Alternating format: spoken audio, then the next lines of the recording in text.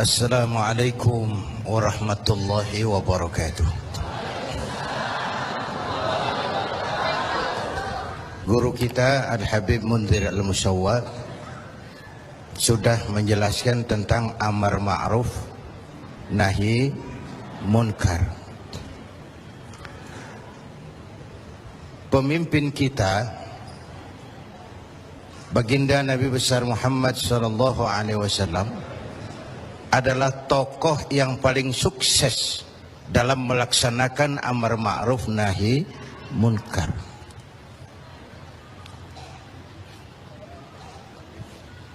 Berkembang dengan pesat, lain dengan agama-agama besar lain, kata Stoddard. Agama Buddha punya Raja Asoka, agama Persia punya Raja Cyrus, bukan Cyrus Sinaga, Cyrus. Agama Kristen punya Raja Konstantin.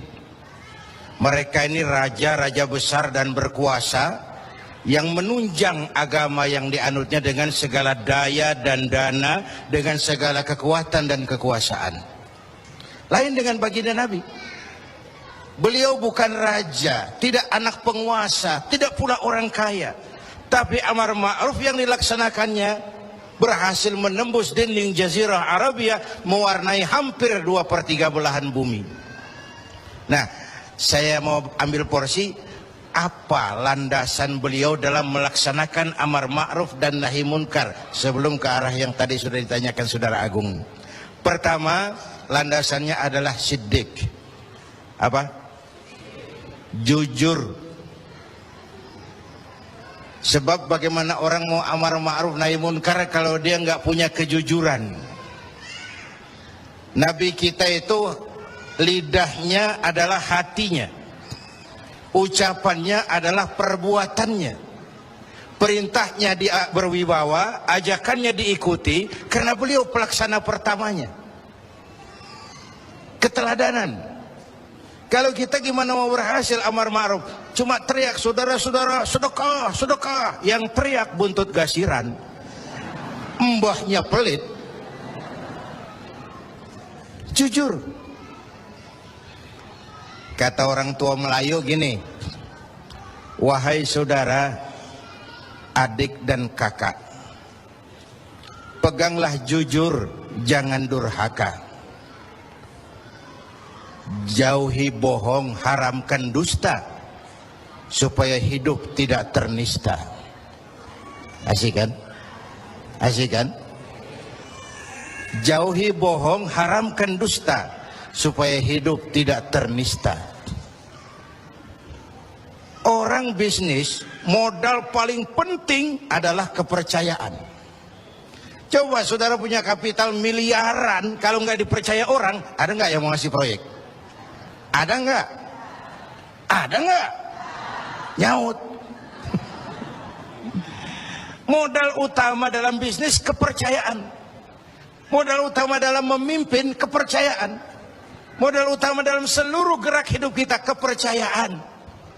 Kalau hidup udah dipercaya, Bu, biar duit banyak juga enak rasanya. Bener. Kalau sudah dipercaya, walaupun duit banyak enak rasanya.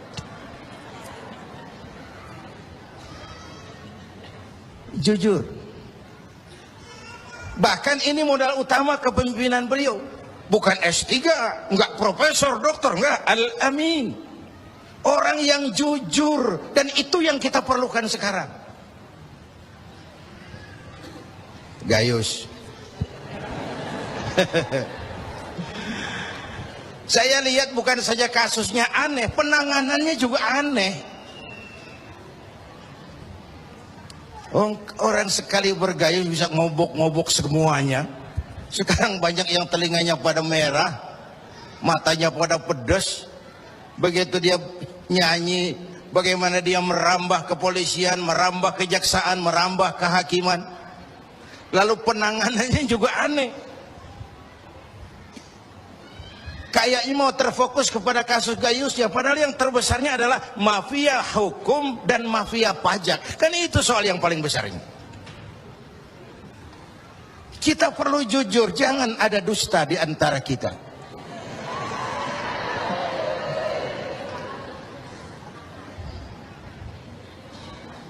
Apa tanda si bintang timur cahayanya terang sampai ke fajar?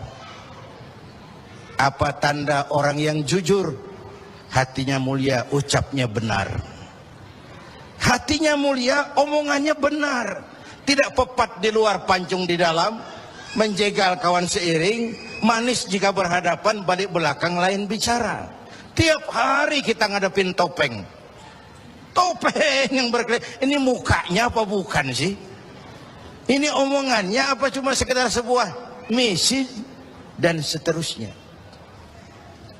Pantas kalau satu saat seorang biang preman, mbahnya preman, datang menghadap baginda Nabi, dapat hidayah dia. Ya Rasulullah, saya mau masuk Islam, boleh enggak? Oh boleh. Mengucap syahadat. Selesai mengucap syahadat, dia bilang lagi, ya Rasul, saya kan sekarang sudah masuk Islam. Baik. Saya cinta Islam. Alhamdulillah. Saya cinta Anda ya Rasul. Bagus itu. Cuman saya juga cinta dosa. Ini aneh orang ini. Preman tadi ya. Saya cinta Tuhan ya Rasul. Saya cinta Islam. Saya juga cinta dosa. Saya belum bisa tinggalin di dosa. Saya suka judi, suka mabuk, suka zina. Marah baginda Rasul dengar ini. Enggak, beliau senyum. Senyum. Orang yang tegasnya amar ma'ruf nahi munkar itu jangan masang muka kuburan. Manyu, muka ditekuk, jangan. Senyum. Lalu beliau bilang, lah Pak Sebi, nggak apa-apa dah. Cuman begini, Mas. Dari Jawa premannya waktu itu. Kamu suka mabuk, hobi. Kamu suka zina. Di mana-mana ada langganan. Kamu suka nyolong? Iya. Oke, gini. Saya cuma minta, mau nggak kamu mulai hari ini janji sama saya? Apa ya Rasul? Jangan bohong. Hal tu'ahiduni ala tarkil kadzib? Mau nggak kamu janji satu aja? Jangan bohong.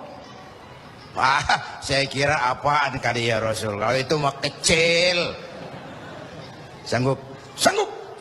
Ayo, saya baiat. Bismillah. Hari ini kau janji nggak mau bohong. Janji.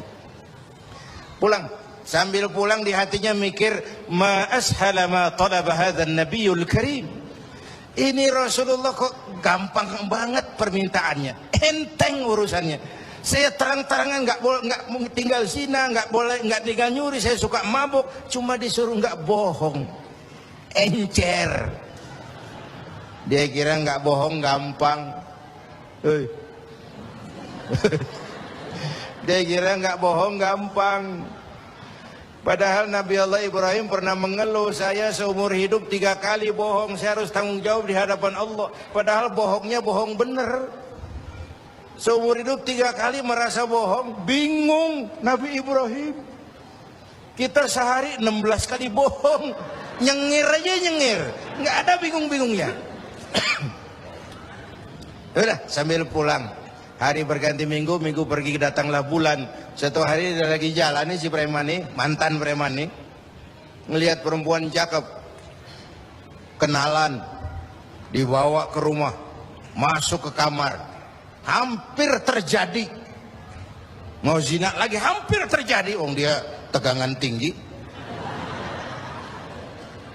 hampir nyaris. Begitu mau terjadi ingat, saya udah janji sama Rasulullah nggak mau bohong. Ntar kalau ketemu beliau saya ditanya, kamu masih zina? Nyautnya bagaimana? Nyautnya gimana? Kalau saya bilang iya, saya pasti kena hukum, udah Islam. Kalau saya bilang enggak, saya bohong. Padahal sudah janji enggak mau bohong. Perang ini, iman sama syahwatnya. Kata syahwatnya, udah sikat. Kata imannya, pikirin dulu, lu udah janji lo. Perang. Akhirnya imannya menang. Dia bilang sama tuh perempuan, Mbak Yu. Mbak Yu. Non sewu Mbak Yu. Nggak jadi. Loh, nggak jadi piye tuh Mas? Ya wis pokoknya nggak jadi. Selamat dari zina. Lain hari mau mencuri, sudah madda yadahu, tangannya udah dijulurin. Ingat lagi ntar kalau ketemu Nabi ditanya, lo masih nyolong nggak? Gimana nyautnya? Tiap kali mau berbuat jahat, tiap ingat janjinya. Tiap ingat janjinya terhindar dari perbuatan jahat. Paling akhir dia datang menghadap Nabi, ya Rasul, apa? Sadaqta ya Rasul, Anda benar ya Rasul. Kenapa? Yang Anda minta atuk, kedengarannya enteng, cuman pongkolnya. Saya nggak bekutik ya Rasul. Lihat pengaruh jujur dalam hidup. Kiai, mohon maaf kalau saya potong jawaban jujur Kiai ini. Nah, bagaimana dengan sifat dari hakim-hakim kita dalam memutuskan ini, Kiai? Ya, kita berharap mudah-mudahan mereka jujur. Perkara apa ini harapan hampa itu soal nanti lah. Yang penting kita berharap mereka jujur dan mempunyai rasa keadilan. Bapak Ibu hadirin yang saya hormati, ini satu dasar amar ma'ruf tuh, jujur. Yang kedua, tabligh, menyampaikan ini pun nggak gampang. Satu saat beliau lagi dakwah di kalangan elit, datang orang buta nyebarin agama, nanyain agama, agak masam, muka beliau agak berpaling. Turun ayat abasa wa tawalla an ja'ahul a'ma. Ya. Ayat yang saya sampaikan tadi, Allah mengkritik kepada baginda Nabi. Mengapa kau agak masam ketika datang orang buta minta diajarkan agama? Ayat ini disampaikan juga oleh Nabi kepada para sahabat. Ini loh, ayat ini barusan turun mengkritisi saya. Jadi memang yang orang hidup yang baik itu jangan alergi sama kritik. Tapi yang kritik pun jangan asal ngomong. Ya. Orang jangan alergi sama yang namanya kritik. Karena kritik itu yang sering membuat kita berpikir. Dikritik yang membuat kita dewasa. Dikritik yang membuat kita jadi bijaksana. Pujian sering jadi racun. Walaupun sementara kita senang. Ibu cantik loh Bu. Wah, mekar hidungnya. Tapi itu sering jadi racun. Kritik yang membuat kita berpikir, kritik yang membuat kita dewasa, kritik yang membuat kita jadi bijak. Tapi yang ngeritik pun jangan asal ngejeblos. Saudara hadirin yang saya hormati, kita nggak bisa ngukur baju kita pakai badan orang lain. Ini tolong, ini bahasa bersayap. Jangan ngukur baju kita pakai badan orang lain. Nggak sedang, ya, nggak sedang. Orang sering berada dalam sebuah situasi yang tidak semudah kita. Makanya Luqmanul Hakim pernah bilang sama anaknya, "Nak, kita ini kalau nggak punya prinsip bakal serba salah." Kok gitu Pak? Ayo kita buktiin. Luqman keluar sama anaknya bawa seekor keledai. Keledai kecil. Dituntun berdua. Lewat di tengah orang pada ngomong, anak sama bapak sama gobloknya. Bawa keledai bukan ditaikin, dituntun. Tolol. Nah, kamu dengar nak? Iya, sekali kita salah. Sekarang gimana Pak? Bapak yang naik, kamu jalan. Jalan, lewat lagi di tempat orang ngomong lagi, bapak kagak tahu diri. Enak-enakan di atas keledai, anaknya disuruh jalan, tega sama anaknya. Kau dengar nak? Iya, 2 kali kita salah. Habis sekarang gimana Pak? Kamu yang naik, bapak jalan. Lewat lagi orang teriak lagi, anak durhaka. Bapaknya disuruh jalan, dia enak-enakan. Dengar nak? Iya Pak, 3 kali kita salah. Sekarang gimana Pak? Kita naikin berdua yuk. Naik berdua. Sampai di tempat orang banyak teriak lagi, anak sama bapak samanya ini. Tidak punya peri kebinatangan. Masa keledai kecil dinaikin berdua? kejam. Nah, kau dengar? Iya. Berapa kali kita salah? 4. Tapi sekarang gimana Pak? Sekarang keledainya nyok kita gotong. Gua pengen tahu orang ngomong apa.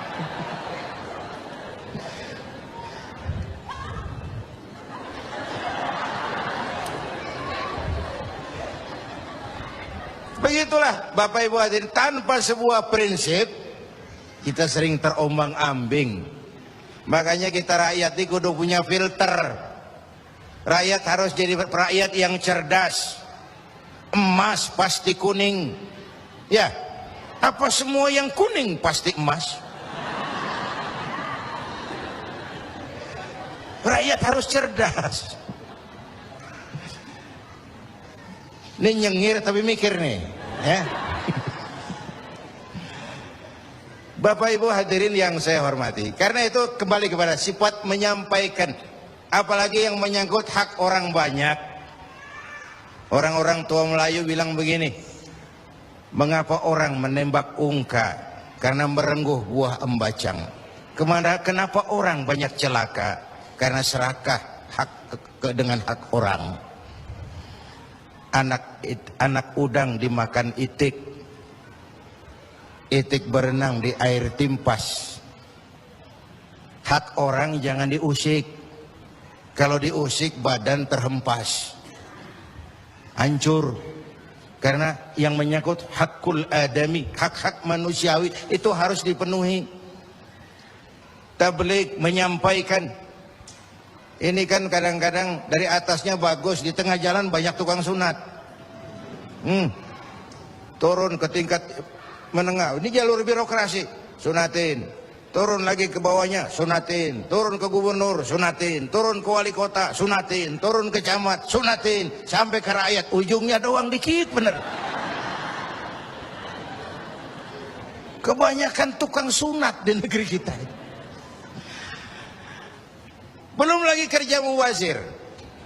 Itu ada pepatah orang Melayu bilang begini, wahai kawan, banyaklah zikir, mengingat Allah, janganlah mungkir. Wahai kawan, banyak berzikir, mengingat Allah, janganlah mungkir. Hindarkan semua kerja mubazir supaya hidup tidak terisolir. Kerja mubazir itu kayak apa?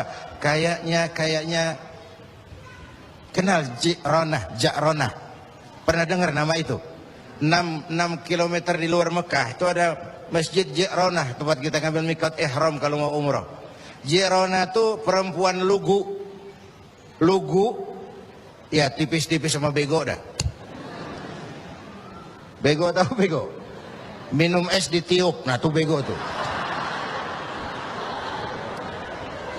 Dia kira ngebul panas. Ini Ja'ronah kalau malam nenun kain, siang dia rusakin lagi. Supaya apa? Supaya malam punya kerjaan, nenun lagi. Siang dia rusakin lagi, malam dia tenun lagi. Allah sindir kita dengan peristiwa itu. Wala takunu kallati naqadat ghadlaha min ba'di quwwatin ankatha. Jangan kamu seperti perempuan lugu itu yang kalau malam nenun kain, siang dia rusak lagi. Malam dia tenun lagi, siang dia rusak lagi. Jalanan udah bener-bener dipaculin. Supaya apa? Besok punya kerjaan dananin jalanan. Berapa banyak proyek Ja'ronah di Indonesia ini? Tahsilul hasil, mengerjakan yang udah beres. Kan kerja mubazir. Bapak Ibu hadirin yang saya hormati, ini soal tabligh. Yang ketiga sidik amanat, yang kedua amanat ya. Yang ketiga tabligh. Amanat itu menyampaikan, bisa menjaga kepercayaan orang, itu penting. Itu amanah namanya. Menjaga amanah itu tugas yang mulia. Sama saja kalau tadi Habib sudah menjelaskan, amar ma'ruf itu hakikatnya nahi munkar. Nahi munkar itu ya amar ma'ruf, cuma beda orientasinya. Tapi dalam pelaksanaannya amar ma'ruf agak lebih tidak beresiko ketimbang nahi munkar. Kalau kita amar ma'ruf, paling-paling orang nggak mau gitu aja. Orang kalau diajak sholat nggak ada yang marah insya Allah, tapi nggak mau ya gitu aja. Tapi kalau dicegah judi, dicegah zina, dicegah judi, oh bandarnya kuat-kuat sekarang ini. Bandarnya kuat-kuat. Jangankan kelas kita, hukum aja bisa dijual beliin, perkara bisa dijual beliin. Saya tempo hari saya bilang, rakyat kecil kalau mau laporan kehilangan ayam itu kudu jual kambing. Harga laporannya mahal. Nanti berperkara kepengen menang mesti jual sapi. Cuma mau ngurus ayam hilang, kambing hilang, sapi lengit. Itu kadang-kadang ya kita nggak bisa, karena selalu ada permainan dan itu proses. Salah siapa? Ayo kita perbaiki sama-sama. Ini negara-negara kita. Kemerdekaan ditebus dengan keringat, air mata, darah dan nyawa orang-orang tua kita. Membangun negara ini kita biayai dengan uang kita rame-rame. Kita yang bayar pajak listrik, pajak mobil, PBB, uangnya dikumpulin bangun negeri ini.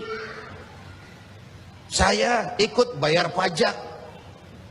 Karena saya tidak rela kalau uang pajak itu digunakan cuma untuk studi banding atas nama jalan-jalan.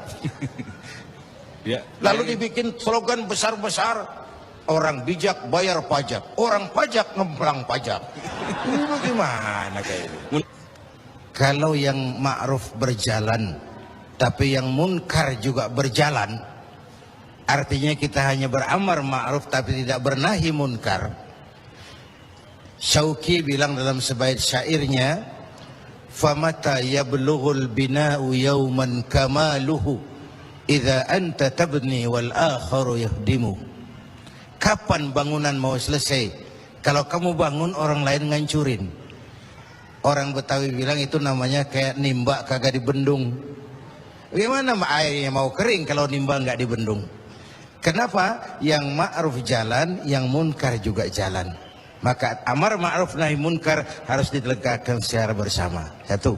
Yang kedua, saya sepakat dengan guru kita Habib Munzir bahwa amar ma'ruf nahi munkar sesuai dengan bidang dan keahlian kita masing-masing. Jangan memaksakan sesuatu untuk hal yang memang bukan dunia kita. Saya dulu pernah mimpin partai politik. Dulu zaman jahiliyah. Belakangan saya menyadari politik memang bukan dunia saya. Walaupun partai politik perlu, tapi biarlah orang yang dunianya di situ saja yang mengurus politik. Saya lebih baik sama-sama Habib Munzir lah ngurus umat dan dakwah ini. Jangan memaksakan sesuatu yang memang bukan dunia kita di situ. Kalau kiai disuruh bangun jembatan, apa camat mau ngurusin tahlil? Itu yang kedua. Yang ketiga terakhir, semuanya harus berangkat dari husnuzon, baik sangka. Apa yang terjadi oleh tokoh lintas agama dan sikap Bapak Presiden, kita jembatani dengan husnuzon. Kita percaya pemerintah pasti punya niat baik untuk mensejahterakan rakyat. Kita juga percaya tokoh lintas agama punya tanggung jawab moral. Mereka memberikan teguran bukan karena benci pemerintah, tapi ingin melihat negara ini berjalan dengan baik. Saya ingatkan waktu PSSI lawan Oman, itu ada penonton yang namanya Ardi turun ke lapangan, tendang bola ke gawang, untung nggak gol. Waktu ditanya, saya bukan benci sama PSSI, saya bukan mau ngacoin pertandingan, saya cuma greget kenapa sih nggak gol-gol PSSI ini, penalti aja meleset, capek saya greget. Nah, karena itu saya percaya para tokoh lintas agama punya niat yang baik, ingin melihat negara ini berjalan dengan transparan. Kita juga percaya pemerintah punya niat baik untuk mensejahterakan rakyat, cuma tentu ada berbagai kendala dan diperlukan kesungguhan dan kejujuran. Sekali lagi, kesungguhan dan kejujuran. Jangan ada dusta,